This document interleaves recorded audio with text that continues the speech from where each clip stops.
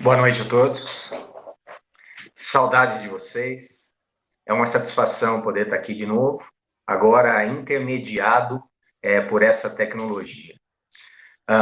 Independente da distância física, a gente está junto de coração. Como é que vocês estão? Espero que estejam todos bem aí em casa. Para iniciar a fala dessa noite, eu gostaria de perguntar para você que está me assistindo se, especialmente nesse momento de crise, de pandemia, você está vivenciando o medo. Você consegue perceber a sensação de medo quando você assiste um noticiário, quando você se atualiza pela internet ou conversa com pessoas a partir do tema da situação que a gente está vivendo? Se a resposta é sim, eu queria te tranquilizar. Afinal, um grande indício de normalidade a gente está sentindo medo. Ao contrário do que se diz por aí, o medo é normal e é humano. A sabedoria popular, ela já costuma falar que somente os loucos não sentem medo. E uma pessoa corajosa é aquela que vive e age apesar do medo. Trazendo um pouquinho para a minha vida diária, para o meu trabalho, eu tenho atendido muita gente, mais do que o normal, e as pessoas que eu tenho atendido, eu tenho identificado dois grandes grupos relacionados a esse sentimento de medo. Uma boa parte das pessoas está sofrendo do medo do adoecimento e da morte. A outra grande parte das pessoas está sofrendo de medo da crise financeira e do empobrecimento. E todas essas pessoas, indistintamente, estão manifestando algum tipo de sofrimento psíquico e emocional. Em certos casos, uma sintomatologia até fisiológica, para vocês terem uma ideia. E baseado nessa realidade que a gente está vivendo hoje, que está nos influenciando negativamente com esse sentimento tão forte que é o medo, que a gente escolheu esse tema para poder estar conversando essa noite. A ideia é a gente refletir um pouco sobre esse assunto e ver o que a teologia espírita pode trazer para a gente como uma ferramenta para que a gente possa lidar melhor com esse sentimento e poder superar essa crise que, na verdade, é passageira. Para começar, tecnicamente falando, o medo ele é um instinto básico, fundamental e primitivo do ser humano que a gente compartilha com todo o reino animal, tá certo? A finalidade do medo é proteger o organismo e garantir a sobrevivência. Então, apesar de incômodo, o medo tem uma finalidade positiva na vida da gente. É o medo que nos garantiu vivos até hoje, como indivíduo e até como espécie. Fisiologicamente, o centro de comando do medo está localizado no nosso cérebro, numa área bem no meinho, chamado tronco cerebral, chamado amígdalas. Não a amígdala da garganta. Núcleo amigdaloide. É uma área cerebral que está vinculada às emoções, às ações, e está vinculada especialmente ao nosso tronco cerebral, que tem um comando grande sobre todas as áreas do nosso corpo.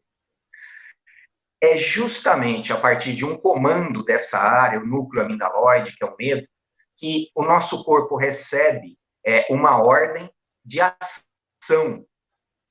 E essa ação, normalmente, tende a dois caminhos, a luta ou a fuga. Então, baseado no medo, eu tenho uma resposta involuntária, muitas vezes até inconsciente, porque ela é mais rápida até do que a nossa razão pode captar,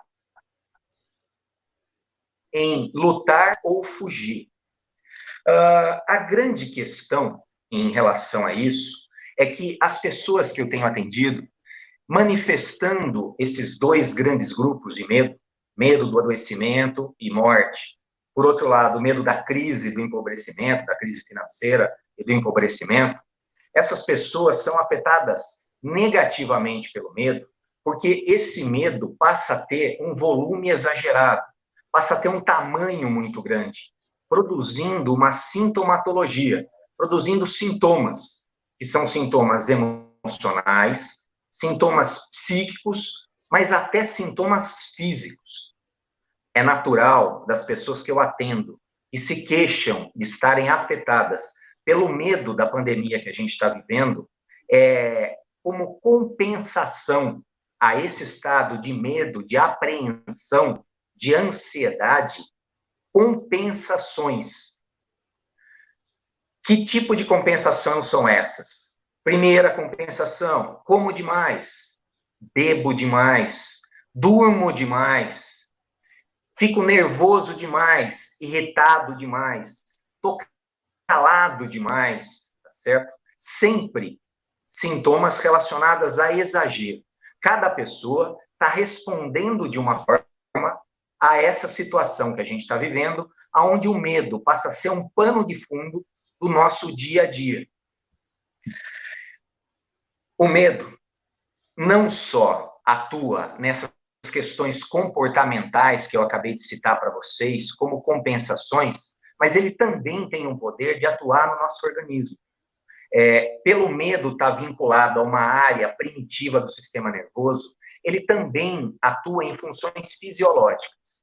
O medo dispara a partir de uma glândula posicionada em cima do nosso fígado, chamado suprarrenal, e descarrega uma dosagem de um estimulante muito forte, chamado adrenalina, e de um neurotransmissor chamado noradrenalina. Esses dois hormônios têm como finalidade fazer com que o nosso organismo se acelere para ficar pronto diante de uma ameaça. E um sujeito com medo, ele tem altos índices de adrenalina e noradrenalina, fazendo com que o batimento cardíaco dele seja mais acelerado que o normal, a respiração mais ofegante, os sentidos dele mais aguçados, a cabeça mais acelerada, sempre tentando antecipar algo ruim que possa acontecer. Percebam, um sujeito que está acometido por um medo, ele tem reações fisiológicas que alteram todo o sistema físico, emocional e psicológico ou mental. Diante dessa situação, um medo que não passa acaba gerando um desgaste no nosso organismo como um todo, debilitando esse organismo, fazendo com que a gente gaste uma energia maior do que se não tivesse nesse estado de medo e apreensão. É por isso que tanta gente hoje relata que está cansado demais, sem disposição para fazer as coisas, sem vontade, dormindo demais. Essas questões, elas precisam ser reconhecidas, porque além de uma situação adversa que a gente está vivendo, a pessoa ainda tem como característica se sentir culpado e, num padrão de autoexigência, piorar algo que está mais difícil. E vamos falar a verdade, tudo que está acontecendo não tem uma relação direta com as suas atitudes. Tudo que a gente está vivendo independente da nossa vontade, do nosso controle. Voltando à questão do medo, agora vamos falar um pouquinho sobre o lado afetivo, emocional.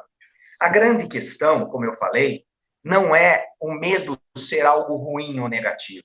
Na verdade, o medo é bom e tem a sua função. A grande questão é o tamanho do medo e a duração que ele tem na sua vida, em termos de horas, dias, semanas ou até meses. Vamos colocar uma metáfora para que fique mais fácil de ser entendido. Se você for atravessar uma estrada movimentada, sem medo nenhum ou com pouco medo, você vai andar sem a devida atenção e vai ser atropelado, pode morrer. Se, por outro lado, você for atravessar uma estrada movimentada, com medo exagerado, com fobia, com pânico, você vai ficar parado, não vai atravessar, vai ficar congelado, não vai para lugar nenhum e vai ficar estacionado. Porém, se você tiver o medo de forma equilibrada na sua vida, ou seja, o medo como seu amigo, você vai prestar a atenção necessária, vai tomar os cuidados necessários e vai atravessar quando for seguro, chegando do outro lado inteiro, cumprindo a sua meta e o seu objetivo. Posto esse exemplo, vamos trazer para o nosso momento atual. Você que está me assistindo agora, vivenciando essa pandemia, sem medo nenhum ou com pouco medo, você se coloca em risco e passa a ser um risco para as outras pessoas. Você, vivenciando a pandemia que estamos vivendo agora, com medo exagerado, com fobia, com pânico, você vai se sentir paralisado, vai desenvolver um desequilíbrio fisiológico, emocional e até psíquico. Não vai viver, vai ficar isolado.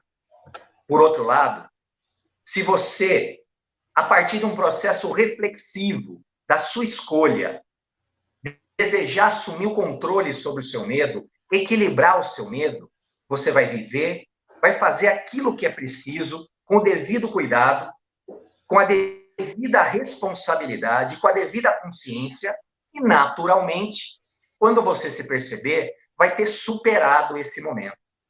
Entenda, o medo não é algo ruim. A questão é o medo de forma equilibrada. Medo demais é perigoso, medo de menos é perigoso. O medo equilibrado é nosso amigo. Ele vem para nos ajudar a ser conscientes e tomar as atitudes necessárias. Agora vamos para a segunda questão importante. Rapidamente, uma pessoa, quando atinge a maioridade, a autoconsciência, ela percebe que na vida existem coisas que, apesar de todo o cuidado que ela tem, fogem ao seu controle. Tem coisas que, apesar do meu esforço, acontecem independente da minha vontade e da minha intenção. Rapidamente a gente descobre isso. Para essas coisas que estão além do nosso esforço, a gente é invadido muitas vezes e tomado pelo medo, pela ansiedade, pela angústia. Veja bem, nessa pandemia, eu me cuido, cuido dos meus filhos, cuido dos meus pais, tento me proteger, tento proteger a todos. Mas o adoecimento, a morte, o vírus, estão fora do meu controle. Apesar dos meus esforços, isso naturalmente me coloca num estado de apreensão permanente, que vai minando as minhas forças e consumindo as minhas energias. Esse é o estado que eu falei, desse medo negativo que está invadindo muita gente, sempre seguindo naqueles dois caminhos. Medo do adoecimento, medo da crise financeira, certo?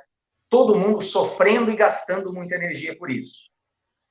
Eu economizo, tento continuar trabalhando, administrando o meu financeiro, mas a situação financeira do país, o desemprego, a economia, elas estão fora do meu controle. Isso naturalmente me coloca num estado de apreensão permanente e vai minando as minhas forças, vai consumindo a minha energia. Lembra no início da palestra? 2 grandes medos: adoecimento e morte e crise e empobrecimento. Os dois gerando aquele monte de sintoma que está atrapalhando a vida de muita gente. 2 coisas que, apesar do nosso medo e cuidado, estão fora do nosso controle. Então, diante disso, o que a gente tem? Diante de tudo aquilo que está fora do meu controle, a única ferramenta que tem poder suficiente para poder me tranquilizar sobre o medo das coisas as quais eu não controlo é a fé. Eu, através do meu livre-arbítrio, da minha vontade, escolho não alimentar o medo exagerado das coisas que eu não posso modificar. Eu, através da minha vontade, me escolho me apegar à fé como um remédio, como uma ferramenta para que, de alguma forma, eu consiga passar por esse momento e sair dele mais fortalecido, mais sábio, mais evoluído. Daí vai a grande contribuição da doutrina espírita. A fé racionalizada, sustentada pelo conhecimento. Vamos colocar aqui 3 preceitos principais que a teologia espírita vem trazer para a gente. O primeiro preceito, que tem que ficar muito claro na mente e no coração de cada um de nós. Tudo aquilo que acontece na minha vida tem como finalidade a minha evolução, o meu aprendizado e o meu crescimento pessoal. Se eu estou vivendo a situação que estou passando nesse momento, é porque minha alma, atraiu essa circunstância como uma oportunidade maravilhosa de eu utilizar as minhas qualidades e competências para poder superar essa situação, crescer e me fortalecer com ela. Esse é o primeiro pressuposto. O segundo, se eu estou vivendo uma situação hoje, uma crise, é porque eu já tenho todos os recursos necessários para poder superar essa situação com o meu esforço e sair dela mais forte, sábio e evoluído. Eu nunca vou atrair para mim uma situação além da minha capacidade de lidar com ela e superar ela. Esse segundo preceito da teologia espírita, ele pressupõe que situações que vivenciamos na nossa vida são grandes oportunidades de aprendizado. E se eu atraio o aprendizado, é porque eu já tenho recursos para poder superá-lo. Imagine você como o universo, o todo, Deus, sendo um professor. Esse professor que deu aula o ano inteiro para uma 9ª série. Quando chega no final do ano, o que ele vai fazer? Ele vai dar uma prova para ver se os alunos absorveram o conhecimento. E essa prova vai colocar em teste as habilidades e competências que os alunos absorveram desse professor. E se esse aluno passar nessa prova, ele é promovido. E, além de tudo, essa prova não deixa de ser um exercício das suas potencialidades. Então, entenda, você nunca vai atrair uma prova de 3º colegial se você está cursando o 9º ano. Seria ilógico você atrair uma dificuldade maior do que a sua capacidade de superá-la e, ainda por cima, extrair sabedoria e força para o resto da sua jornada. Só que essa segunda verdade da teologia espírita é difícil de ser absorvida e, muitas vezes, quando nós estamos imersos numa crise ou num problema, a gente tem dificuldade de poder visualizar isso. Diante dessa pandemia, eu posso enxergar, muitas vezes, um enorme muro de pedra na minha frente. E eu fico parado, olhando para esse muro de pedra. Meu Deus, que grande obstáculo eu tenho na minha vida agora, com relação à saúde física, com relação a uma questão financeira, com relação a quanto tempo isso vai durar. Entenda, a dificuldade, ela pode se apresentar como essa imensa parede de pedra. Mas, conforme o segundo preceito espírita, que eu nunca vou atrair uma dificuldade maior que a minha capacidade, essa parede de pedra tem exatamente a altura das suas mãos estendidas. Experimente chegar bem perto e estender as mãos. Você vai ver que a altura desse muro é a tua mão esticada. E aí cabe a você a fazer força para subir nesse muro e pular por sobre ele. E é justamente esse esforço de superar esse muro de pedra, essa parede que está diante de você, que te fortalece, que prova para você que você já aprendeu o que tinha que aprender e hoje já tem direito a ser promovido na escala evolutiva. O terceiro ponto a ser colocado da teologia espírita diz respeito à verdade que eu nunca estou sozinho. Eu conto sempre com o apoio da espiritualidade. Muitas vezes pode parecer difícil. Muitas vezes eu posso estar achando que está muito escuro, Tá difícil de ver uma luz no final do túnel, mas mesmo assim, tenha certeza, desse terceiro ponto, você nunca está sozinho. Basta que você feche os seus olhos, se volte para dentro de si, que você vai encontrar a conexão que você precisa com a espiritualidade superior para te apoiar nesse momento de dificuldade e fazer você superar essa dificuldade, absorvendo a lição e o fortalecimento que ela vem de trazer. Para ilustrar essa terceira verdade, gostaria de contar uma historinha linda que eu aprendi não faz uma semana. Posso? Posso, Pamela? Então tá bom. Há uma bela lenda dos índios Cherokee sobre o ritual de passagem, que diz assim: o pai leva o filho para a floresta e coloca uma venda nos olhos e deixa o filho lá sozinho. O jovem deve permanecer sentado num tronco a noite toda, sem remover a venda, até que os raios de sol o avisem que é de manhã. Ele não pode e não deve pedir ajuda para ninguém. Se ele sobreviver à noite sem desmoronar, ele vai ser um homem. Ele vai se transformar num sujeito adulto e respeitado pela tribo. Esse jovem não pode contar sua experiência aos amigos ou a ninguém, porque cada jovem tem que se tornar um homem sozinho.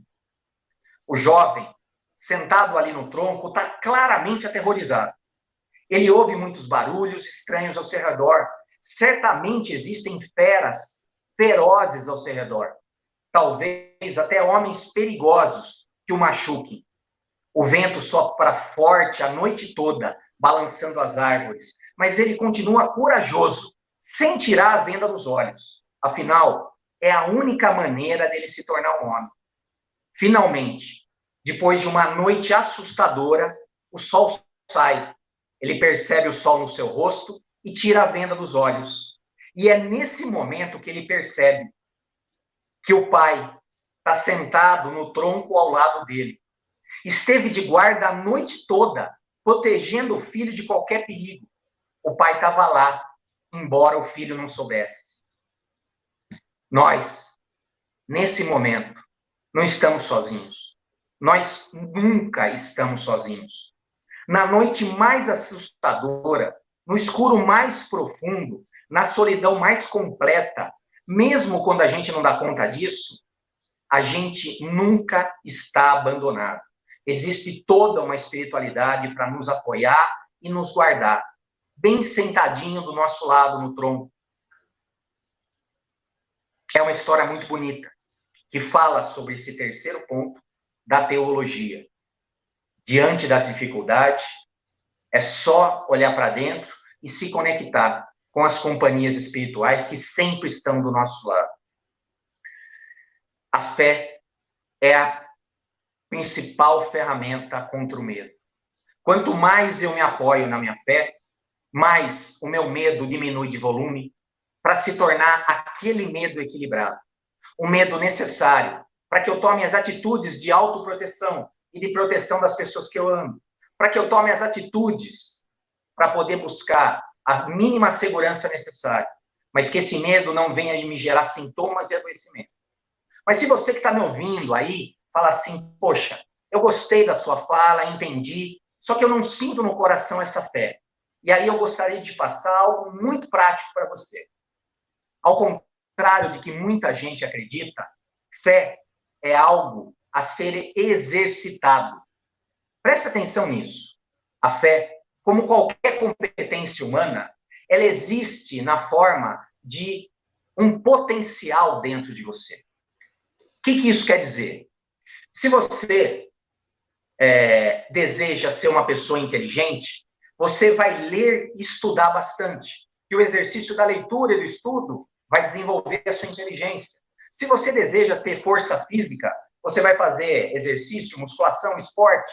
Você vai desenvolver esse potencial de força física.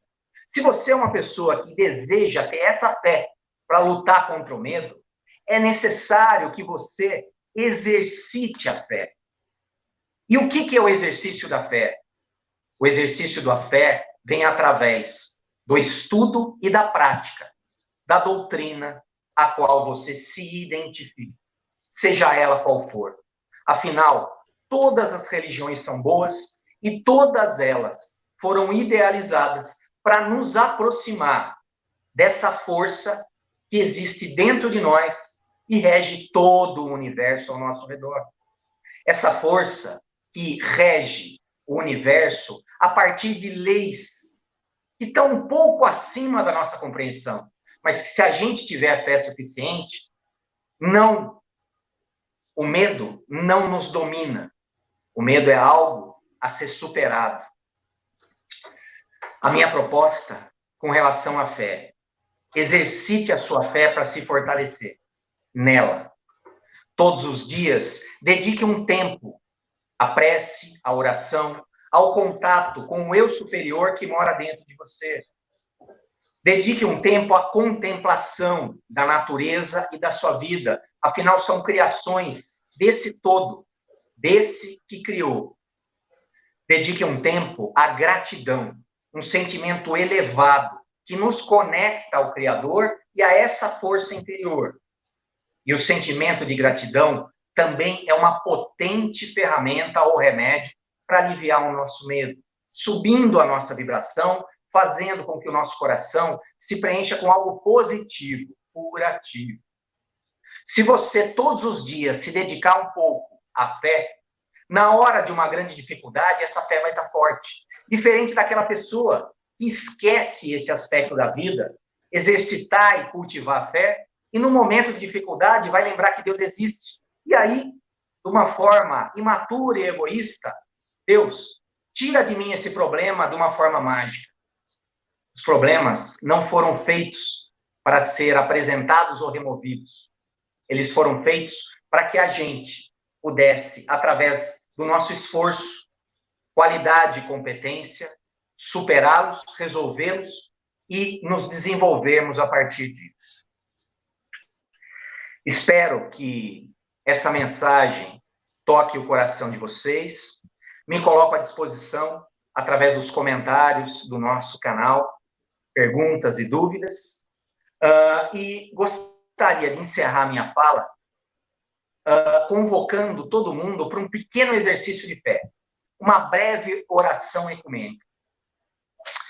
Vamos elevar o nosso pensamento a Deus, nosso Pai, a Jesus, nosso Mestre, nosso exemplo, a toda a espiritualidade que nos acompanha. Vamos pedir força nesse momento para superar esse momento de crise.